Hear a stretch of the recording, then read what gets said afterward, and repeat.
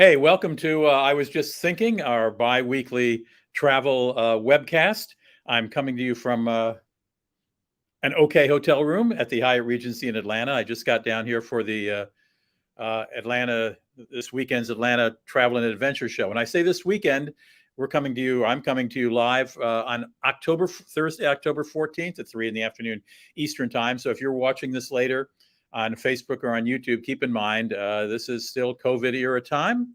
It is October of 2021, and everybody on the plane was wearing masks. And I presume at the Travel and Adventure Show here, there will be some COVID rules as well.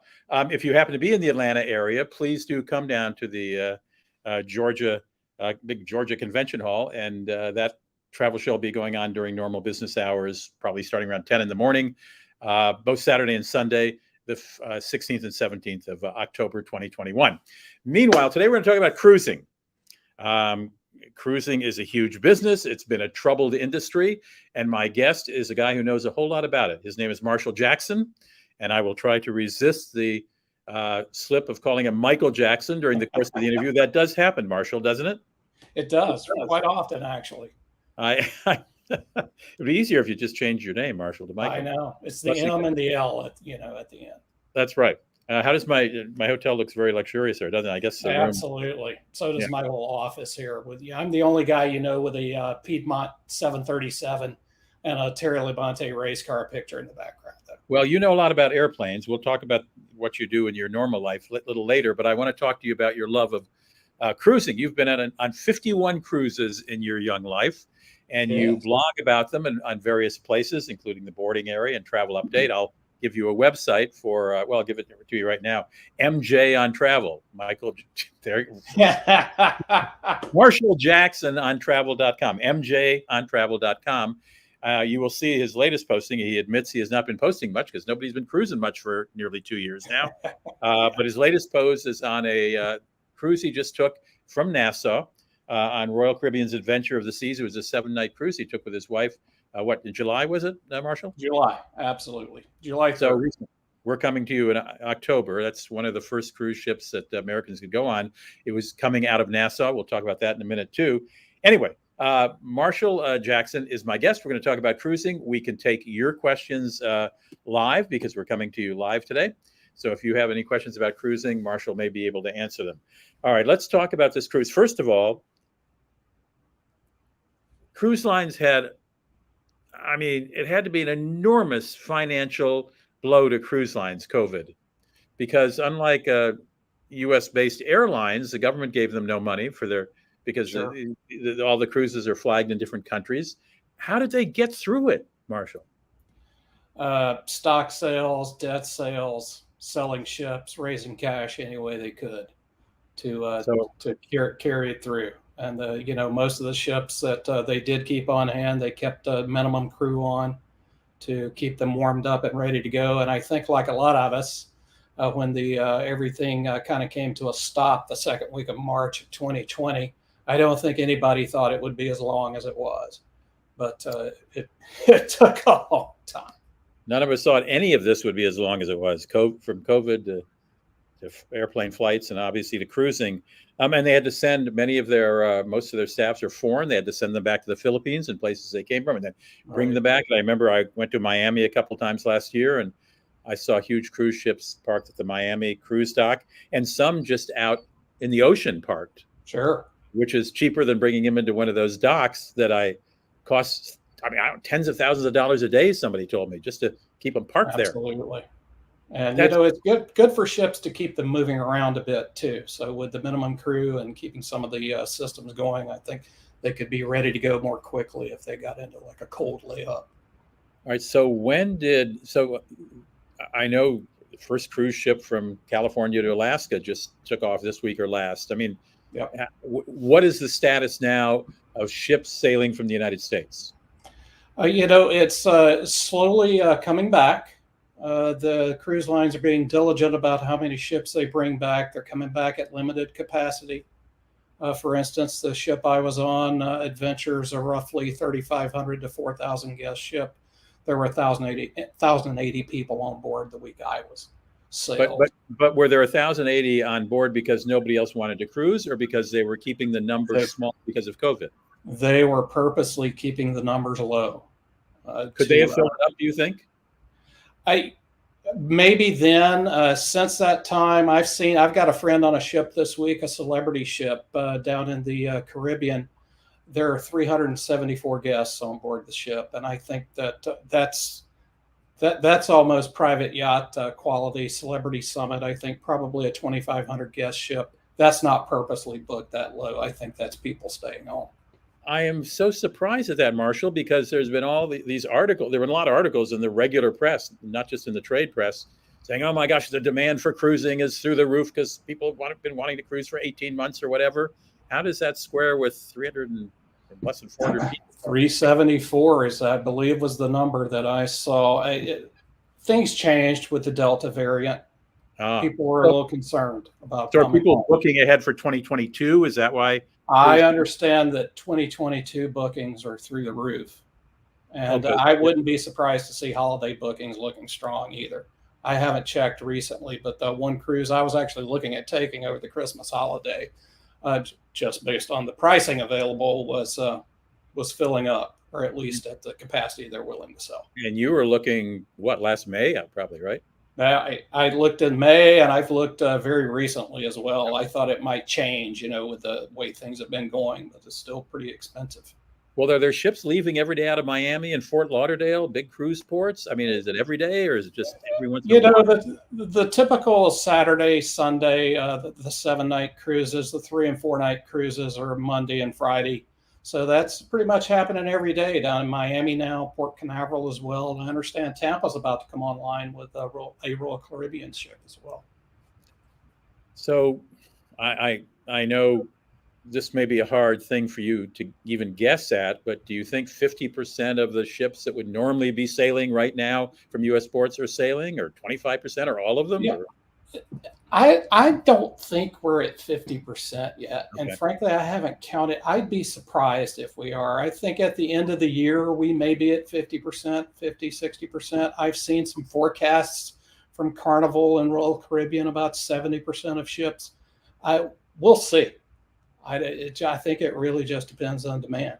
But next year, I think we'll get there. And you suggested that last spring, when you were shopping for your July cruise that you returned from recently, well, it was a one week cruise. You said that it was Tommy, our producer. He's like Alfred Hitchcock. He's got to just sort of be in one of the in the webcast just very briefly. So he sees him. You were saying that you were looking at holiday travel, and the prices suggested that business was good. Did you, when you went in July, do you feel you got a bargain, or was it pretty standard? I found it to be a pretty standard price. It was not bargain pricing. Do you remember what you paid for you and your wife? I do, and we had a junior suite, and it was between $3,000 and $4,000 for the week. Are junior suites considerably more than the average? Than a standard balcony, at least on that itinerary they were. But we were kind of looking for the space. Okay, so if someone was writing to you via your blog now and said, is it a good time to buy a cruise for 2022 or for the holidays? What kind of advice would you give them? I'd say start shopping right now, especially if you're looking for a holiday cruise. They are out there. I think there have been some cancellations because of the Delta variant. There's probably some decent pricing out there. I found at the lower end of the scale, the inside staterooms, the ocean view staterooms, there's some fairly attractive pricing. But if you look at the suite level, junior suite, balcony cabins, they are pricing about, they're not cheap right now. They're okay values, just like cruising usually always is. Right. Well, in a minute, let's talk about what you had to go through health protocol wise. But while we're talking about pricing, you're a big advocate, or you're an advocate. I don't know if you're a big advocate. You're an advocate of buying a cruise through a travel agent that sells a lot of cruises. Why is that? They are experts in cruising, and especially for someone, I need a travel agent now? No, but it's good to have somebody looking after your cruise, checking prices every now and then. I always recommend building a good working relationship with a good travel agent. And is it true that they might be able to get, a bottle of champagne in your room or Sure. a couple extra perks because they do a lot of business with that particular cruise line? Absolutely. That's always a benefit of working with a travel agent who has an established relationship with cruise lines. Onboard credits sometimes should miraculously show up, as well as those bottles of champagne. All right, two questions. How is it better to work through a cruise through a travel agent who specializes in cruises, or buy directly from the cruise line on that's a difficult question for me. I've certainly tried both ways. Travel agents to me specialize in experiences. So if I were booking, let's say, a 14-night Mediterranean cruise with some really unique port stops, and if the travel agent has relationships with tour vendors in the area outside of the ship excursions, which is sometimes possible now, that travel agents can really kind of hook you up, if you will. And how do you? I'm sorry, go ahead. No, I was just, if I were buying, a 3-night Bahamas boozer or whatever to blow off a little steam for the weekend, either way, whatever works for you.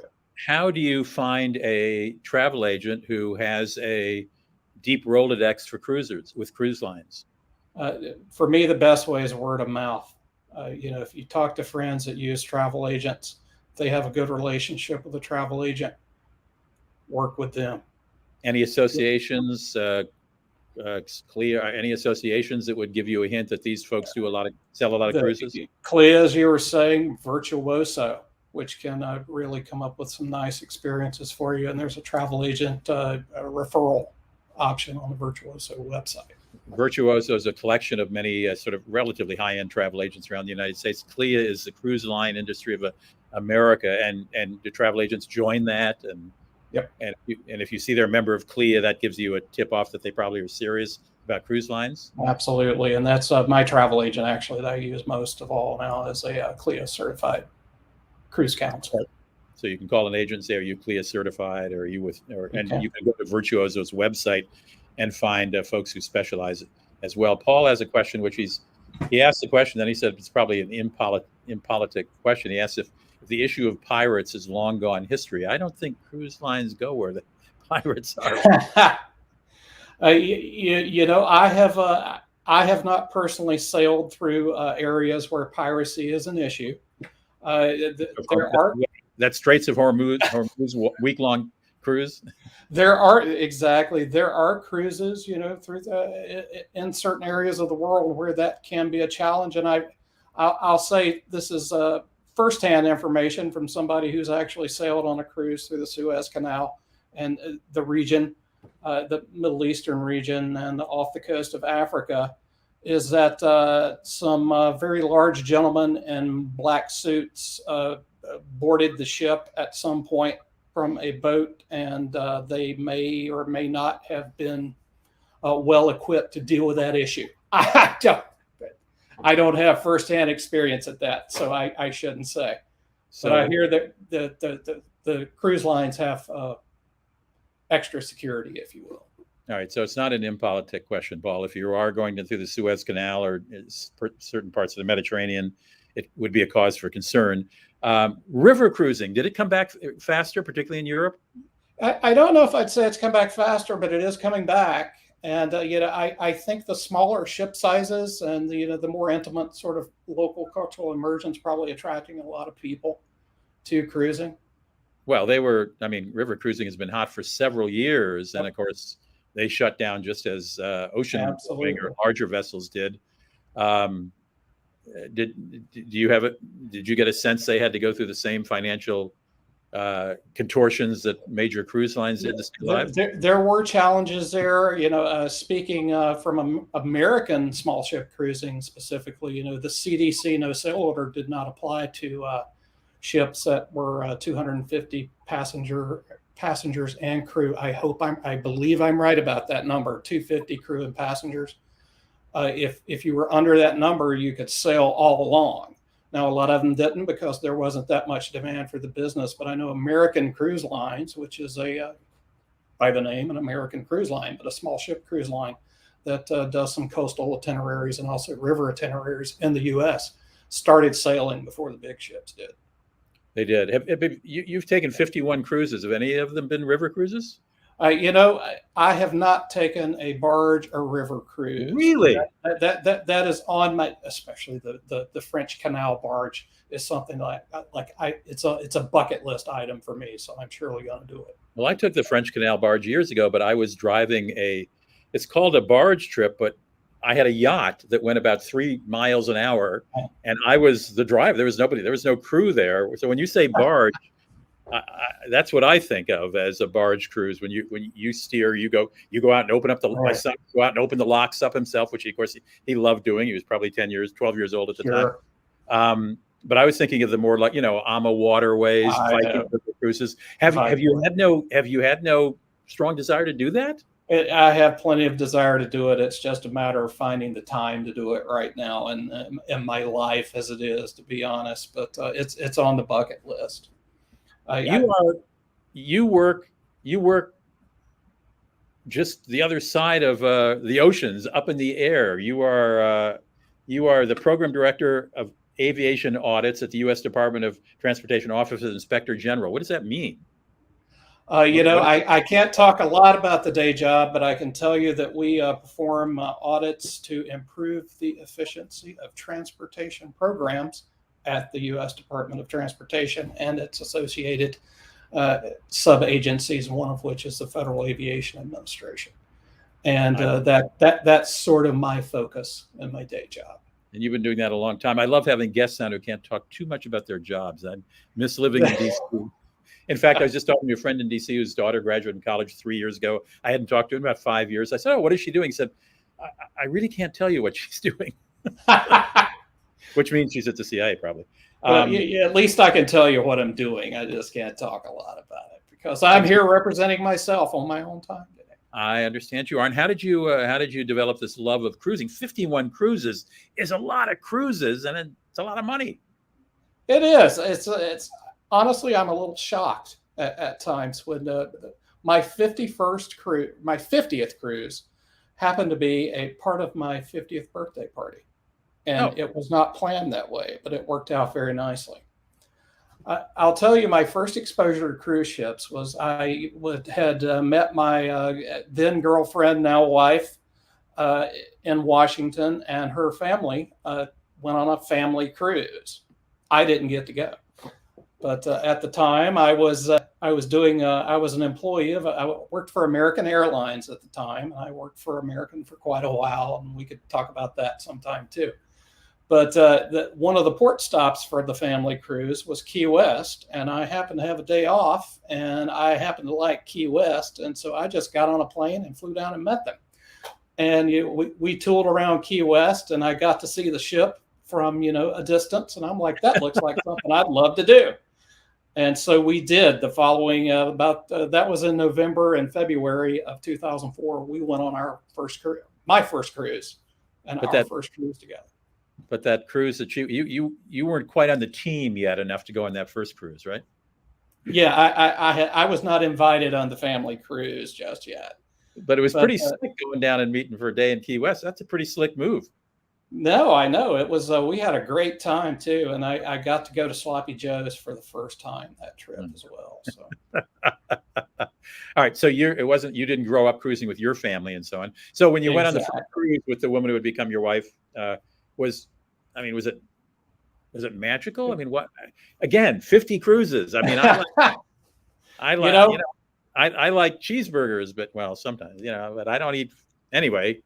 Ironically, I was still with American at the time when we flew down to Miami to board the ship. Went down a day or two early, as I always say, is the cheapest travel insurance you'll buy when you're going on a cruise. Get to port early, at least one day, if not two. And that's because sometimes airlines don't operate on time. And you may miss if you haven't bought your airline ticket in combination with your cruise from the cruise company, they ain't going to wait for you, and they're not going to refund your airline ticket if you miss the ship.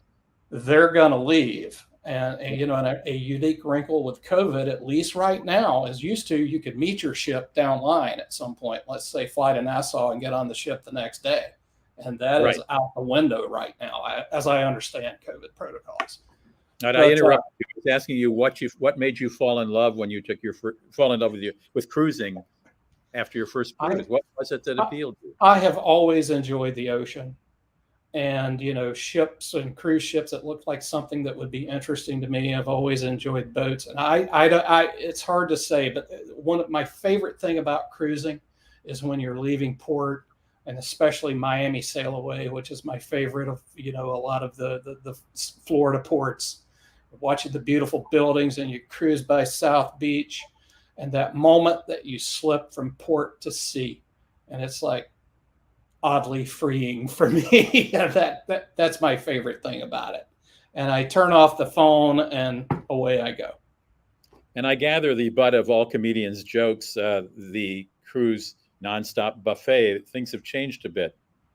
They have. And when I first cruised in 2004, wasn't that long ago, there was such a thing as the midnight chocolate buffet. Mm-hmm. But that is mostly no more. It's people would look at it but not eat it because they were stuffed from dinner. It was kind of a waste of food. And buffets today, they're serving it. You're not digging absolutely in your nowadays. The crew serves you the food. You present your plate and they put it on there for you. Can you have as much as you want? You'd ask for more. They'll give it to you. Unfortunately, they will. So you said there were only about 1,300 people on a cruise. You know, so your ship is about 1/3 full passenger wise. Yeah. You think the cruise was profitable for that cruise company? Yeah. At that time, I've read some financial information from Royal Caribbean that indicates that the larger ships, of which this one is they can break even at around 33% load factor, at least on a cash flow basis. Really? So, I sort of thought if they didn't make it in the casino, they weren't profitable on that trip. So the big ships apparently have a pretty low break-even load factor, and I think that's why you've seen the focus of the first ships out have been larger ships. I have a hard time believing that it was uber profitable. Sure. But they can get close to break even in that 30 to 40% range. And I think that's what they're starting with, but they're not making money yet.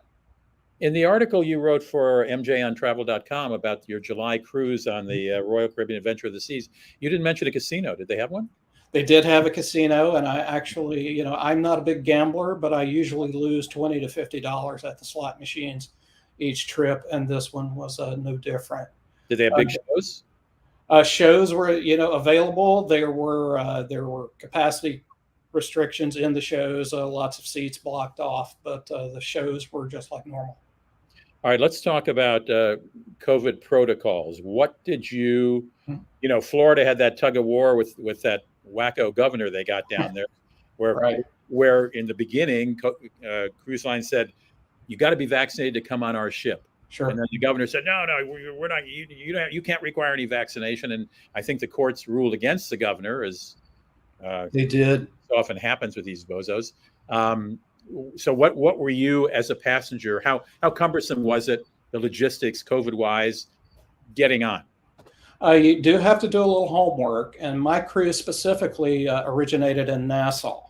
Right. So there's the Bahamas travel health visa that you have to obtain before, which really wasn't a big deal, but you do have to present your COVID vaccine card and upload it, and you know, and it came back within an hour or two as approved. So you have to be vaccinated. Had to be vaccinated from Nassau. You had to get a COVID test, a negative result. At that time, it was 5 days before the cruise. That is since the window for that is since tightened to 2 days. But you can use a rapid test now. I had to actually get a PCR test to present. And that was required for boarding the ship. And they took the test results and took a picture of your COVID card. And went through what you might call the normal check-in formalities. And is there any COVID testing after you're on board or during the cruise at all? For this cruise, we tested on day 5, and if you're positive, there's a way to deal with you, and I'll talk about that in a second. My wife and I tested negative, and that could also serve as, since we were returning from outside the country from Nassau, we were flying home. That also served as the negative test for the 3-day CDC requirement. All Americans are still required, if they're returning from any other country than if they're returning from a foreign country, to have within 72 hours of a flight a negative result of a PCR, I think rapid antigen test. I'm not sure. I think both are legitimate. Okay, so you made it sound sort of there's a way to deal with that if you turn positive. What is the way to deal with that? Well, I had I went on this cruise with no expectation that someone would not test positive for COVID while we were on board. And I wasn't disappointed in that regard. We had one positive test during the week, and they were disembarked from the ship it was a family. It was one vaccinated mother. Everybody else tested negative, but the family was removed from the quarantined first, and then when we got to Cozumel, they were medevaced home. How did you even know that happened? Because the cruise line's very transparent about it. They really interesting. Yes. Interesting. That's very interesting. I would think they'd sort of want to get them off the ship and out of sight, and mum would be the word. As would I to be honest. You're running a cruise line. If we were running a cruise line, that's what we'd do. Yeah, it's but they weren't hiding it at all, and it happened, and that's the way that Royal Caribbean and Celebrity have been handling it. I can't speak for Carnival at the moment, but I'm sure there's something, sort of a similar process. My friend Varda just asked a question, and I have to chastise her because clearly she's tuning in late. She went on a cruise a few years ago, and a lot of meals were served buffet style. Have the cruise lines made any changes in how they serve meals? Yes, there are still buffets, Varda, but you don't serve yourself. And there ain't no midnight chocolate extravaganza. No doubt. But the crew now handles all serving in the buffet. And I presume that's behind glass or plastic. And yeah, they're back behind the, what do you call those things? The sneeze guards or whatever they are over the. But interesting to me is that I recently heard Royal Caribbean CEO Richard Fain speak of that. That is something they plan to keep to infinity forever, because the guests like it. Well, the last time I was on a cruise ship was long before COVID, and at every turn there was, and even on a river cruise I took with my granddaughters a couple of years ago, there were hand sanitizers before you went into every restaurant. Of course, that was not because of COVID; it was because of the norovirus, wasn't it? Sure. Yeah. So I presume those are still there, probably twice as many. The hand sanitizers are widely available. The ship we were on had been remodeled to have sinks added for warm water hand washing as you entered the buffet. Oh my goodness. And there is no arguing with the staff, but not that anybody would, but everybody they either sanitized or washed their hands before each meal.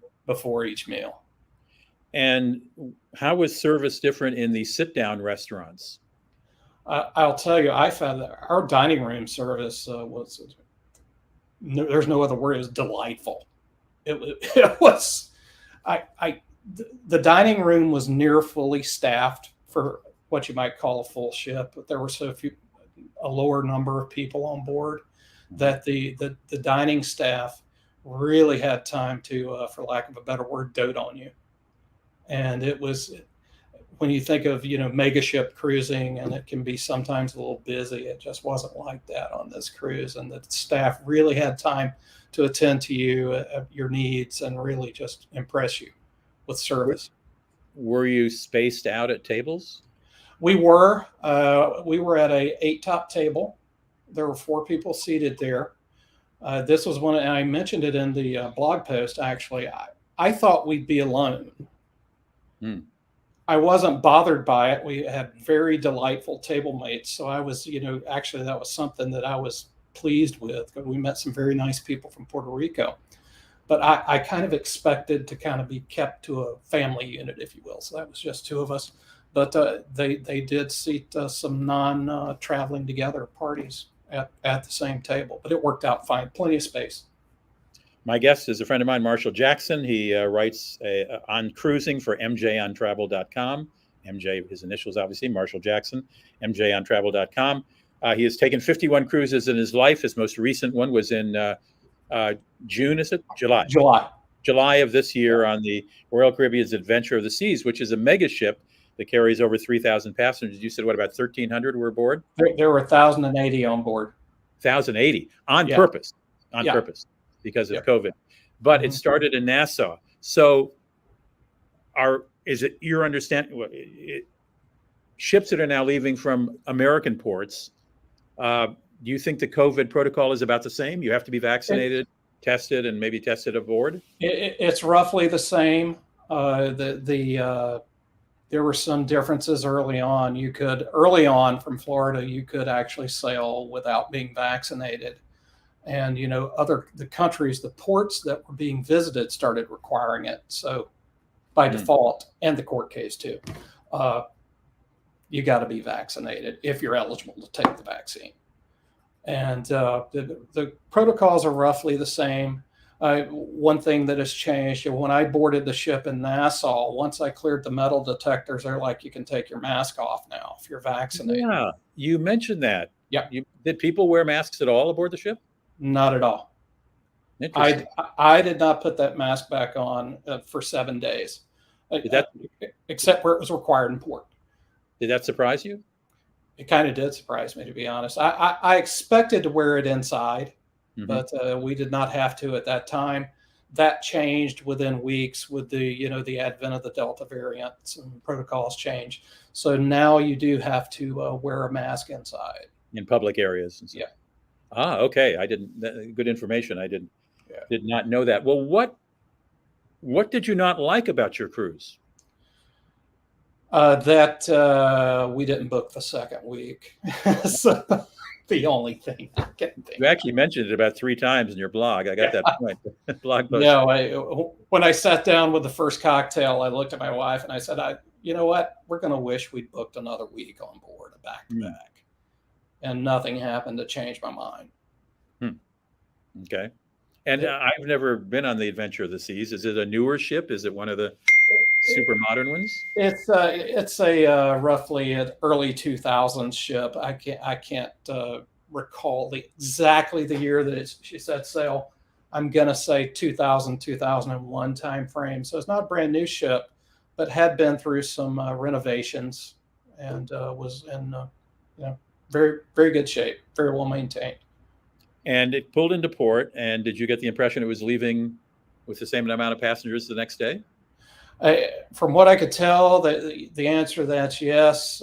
As time has passed, and the Nassau season is over. The last cruise from Nassau departed September 11th. The last Royal Caribbean cruise did. The loads dropped off a bit in the weeks after our July cruise. Again, I liken that to the Delta variant. I was seeing numbers like 600, 700 each week, people on board reporting. So it wasn't your impression your ship was going to start pulling into Miami or Fort Lauderdale in a day or two? No, they're moving the ship to, I believe Adventure's headed to Galveston soon. Don't quote me on that, but they're moving the ship somewhere. But I'm not right away. But you think there was a dip as a result of Delta, and I'm sure it affected Royal Caribbean. It affected everybody else. There was a dip after, as the Delta variant kind of came up. The load factors went down a bit, and that's anecdotal evidence from people commenting online, people I talked to. But there were weeks with 600-700 people on board that ship. I think you're probably right. I mentioned at the start of this webcast that I'm on. Today is Thursday, October 14th, 2021, as we speak live. And I say that for the benefit of YouTubers and Facebook people who can watch this long after you and I aren't left on the earth, Marshall. I mean, forever, I guess. I don't know how long these things stay up on YouTube. But at any rate, This is the second. Normally, there's a series of travel and adventure shows. I don't know, maybe a dozen of them a year in big cities, and they're quite large. And of course, they were canceled all of 2020 and almost all of this year. But I went a few weeks ago to the Dallas Travel Show, and I'm here for the Atlanta Travel Show this weekend. Inviting anybody who lives in the Atlanta area to come say hello. I'll be there selling Maxa Tours, a small luxury European tour company that my partner and I started in 2019. But I've got to tell you, the enthusiasm for coming to that show, for buying travel, particularly outside of the United States, very tepid. Yep. And I'm sure if it's being reflected in those kind of shows. Oh, and also, normally at these shows, cruise lines have these enormous booth is not the right word. It's they take over an amazing amount of square feet, Sure. and they put in living room furniture and carpeting, and they're serving wine and champagne to people. Sit down. Let's talk about your cruise. Let me take your credit card now. Not there at these shows. Not there at these shows. And I looked at the lineup for the Atlanta show that starts this Saturday and Sunday here in Atlanta. No major cruise line showing the flag. Yeah, it's a tough time right now. I think as cases come down, people will get a little more adventurous, if you will. They will cruise more. All evidence is that 2022 is shaping up pretty good for advanced bookings. But I really believe a lot of people are concerned about getting out of the country, testing positive, and not being able to get home. And, right. And that's a detriment to. Have you booked cruise number 52? I have, and 53, but what are they? So we can all join. Well, it's not until August. I expect our next cruise will actually happen before that. I just don't have anything booked yet, and it's just a matter of lining up the time away and when we want to go. It's not outside the realm of possibility that there is a Christmas or New Year's cruise in our future if we can find the right itinerary. This Christmas. This year, absolutely. We're still. And I know once you cruise on a particular line, they will offer you all kinds of incentives to come back, a free drink package or whatever, or significant amount of discount on your berth. So are you a Royal Caribbean guy, or do you mix it up? I am a Royal Caribbean guy. 40 some of those 51 cruises have been with Royal Caribbean, cruised other lines. I'd probably say now that I'm a man of a certain age, I tend to gravitate towards celebrity and a little better dining, a little better experience maybe, but I'll cruise with whoever is available. Take a river cruise in 2022. Honestly, I'm not even kidding about this. A river cruise is on the constant discussion list. I think you would really like it. I've taken two, one on Viking and one on AMA Waterways, and found both of them. I mean, I like them more than the big ship cruising, frankly. Oh, sure. I'm looking forward to going, and it's gonna happen. It's just a matter of when and making it happen. Got family booked on Viking River at some point coming up this summer, I believe. That so it's there. I just haven't had the time or made the time to do it yet, but it's on the list. Some of your family has booked a river cruise for summer of 2022. Yeah, there's still room for you to. Another not allowed to come on. So maybe we'll invite ourselves. I don't know. Those ships are pretty small. You're going to run into each other right away. Absolutely. You're there. Is there any particular cruise line or destination that you covet now, having gone on more than 50 cruises? My favorite cruises are anywhere in the Mediterranean. Really? Greece, Turkey, Italy,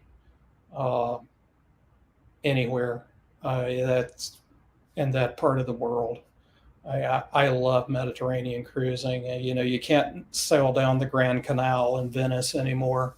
And I'm not saying I'm for or against that, but I'm glad I got the experience of doing it on a ship because it's just beautiful. It can't be beat. Personally, I'm glad they're not sailing down. I've been standing on land when one of those giant ships go down the Grand Canal, and it's like it's blocking out the sun. I mean, The, it's so well, when I said, we need to cruise from here, I had taken a train, and my wife and I from Rome to Venice, and we were staying at a hotel. And I looked up, and I'm like, I couldn't see the sky anymore because there was a wall in front of you. This far from me. But it's like, we have to try that sometime, and we did, and I'm glad we did it. The problem, of course, is that entire city is built on sticks that are stuck into mud, and those, even at a very slow speed, those big ships can have a deleterious effect on the support of the buildings. How about Asia? How about a Mekong River? Well, that's a river cruise, but there are ocean-going vessels that cruise along, Vietnam, wind up in Singapore. Have you done any of those? I have not. I've traveled in Asia. I haven't cruised in Asia. And again, those are bucket list items for me. Any of the, and soon we'll be able to travel to Singapore. So sailing from Singapore, anywhere in Asia would be wonderful. I don't know what the situation politically is in Hong Kong or how that's going to evolve over the next year or two. But there are lots of cruises, big ship cruises in that part of the world, and small ships as well. And how does the wife weigh in on these decisions? You have a lot of opinions. Are these joint opinions, or are they spirited discussions? These are joint opinions, with the exception of our one transatlantic cruise I loved, and she did not particularly care for. And so we will compromise and never go on another one, probably. Is that because it was 5 days without touching land anywhere? For us, it was 9 days without touching land anywhere. We were on a large ship, Royal Caribbean's Allure of the Seas, from Barcelona to Fort Lauderdale. So that ship's too large for Tenerife and some of the islands that you might. Some of the smaller. It's taken 9 days, though, or they just made it last 9 days. Yeah, I really think they made it last 9 days. Yeah, I mean, just for keep you on board, say some booze. I had a great time. We were traveling with friends. It was fine. And I say we'll compromise and never go on another one, but we before the pandemic, we had not made a payment yet. We were booking a Queen Mary 2 cruise from Southampton to New York.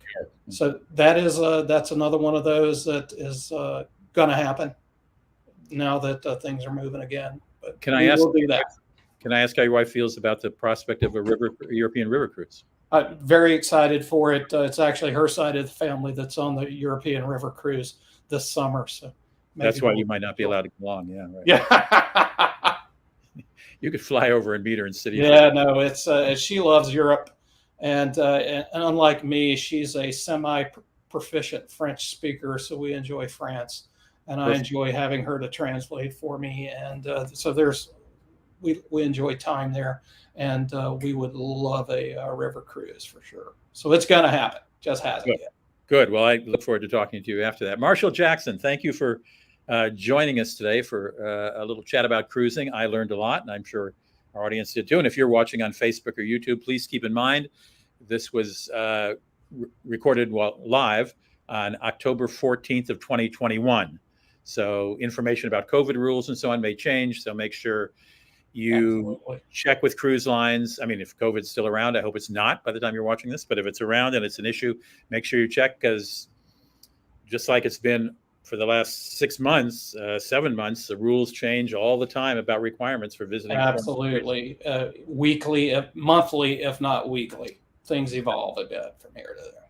Marshall Jackson has taken 52 cruises in life, loves cruising, writes about it. You can read about his last cruise out of Nassau that was in July at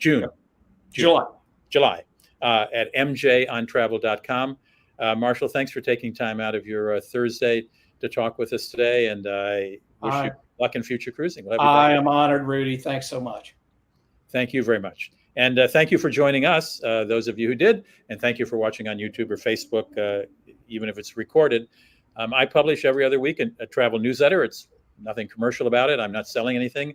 It's just sort of my views on travel and information about what's happening in various locales, maybe a few favorite restaurants of mine in a city overseas or a city in the United States. You can subscribe for free by going to maxatours.com/newsletter. Just give me your name and your email, and you'll be on the list. It's every 2 weeks. We don't swamp you with emails. In fact, we don't send any other emails to you unless if you don't subscribe. If you do subscribe, maxatours.com is where you can find information about our small European tours for 2022. We have one tour going in 2021 in early December. It's a Christmas market tour. We have opening for about 4 more people. So that would be a total of probably 10 people on this cruise. We like small cruises. We'll start in Vienna. We'll be going to Zurich. We'll visit Neuschwanstein, that castle that started all the Walt Disney movies. We'll be in Munich and Zurich. So Zurich, Barcelona. We'll stop in Salzburg as well and visit the Christmas markets of Europe, which is our most popular tour, by the way. You can find details at maxatours.com. Okay, enough advertising. Tom Spear writes, love this guy. He really knows travel. I don't know if he's talking about me or you, Marshall. I hope he's talking about You. both of us. And Renee says, if you haven't already cruised the Sea Cloud across the Atlantic, that's a pricey cruise ship, Renee. Marshall, the Sea Cloud's a big deal, isn't it? I think so. Yeah. All right. Well, thank you, Marshall Jackson. Thank you for watching. Thanks, Rudy. Take care and travel safely to everyone out there. Bye-bye.